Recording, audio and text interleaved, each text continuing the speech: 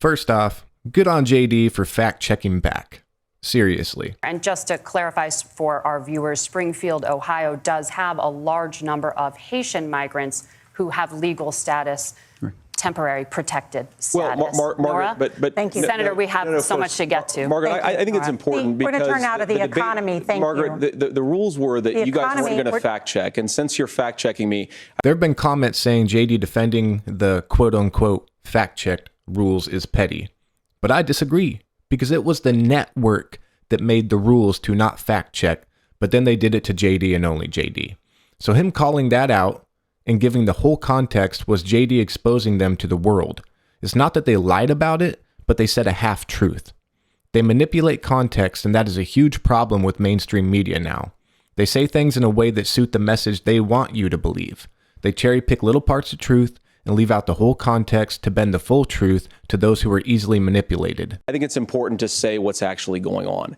So there's an application called the CBP One app, where you can go on as an illegal migrant, apply for asylum or apply for parole, and be granted legal status at the wave of a Kamala Harris open border wand. That is not a person coming in, applying for a green card and waiting for 10 years. That is the facilitation of illegal immigration, Margaret, by our own leadership. Thank you, Senator, for describing the legal process.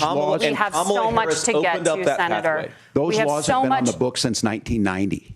Thank you, gentlemen. The CBP One app has not been on the books since 1990. It's something that Kamala Harris created, Margaret. Gentlemen, the audience can't hear you because your mics are cut. We have so much we want to get to. Thank you for explaining the legal process.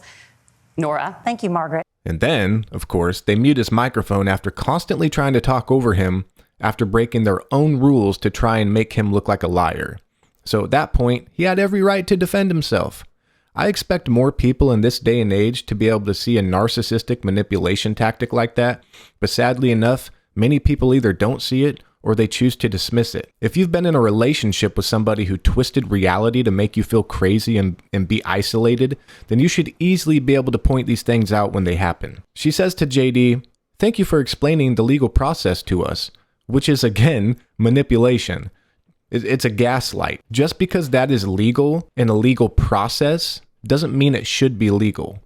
It'd be like passing a law to make murder legal and then saying, well, it's legal, so it's okay. JD was making a point that they're not telling you how easy it is for anybody to get legalized in the states under Biden and Harris. We want immigration, 100%. But there needs to be a thorough process to make sure we aren't letting serial killers or rapists or kidnappers into our country that threaten not only adults, but our children. This is common sense, my friends, and I urge you to vote for common sense and to not vote with your feelings because the manipulators are targeting your feelings in hopes that you dismiss common sense when you vote. My friends, don't fall for it.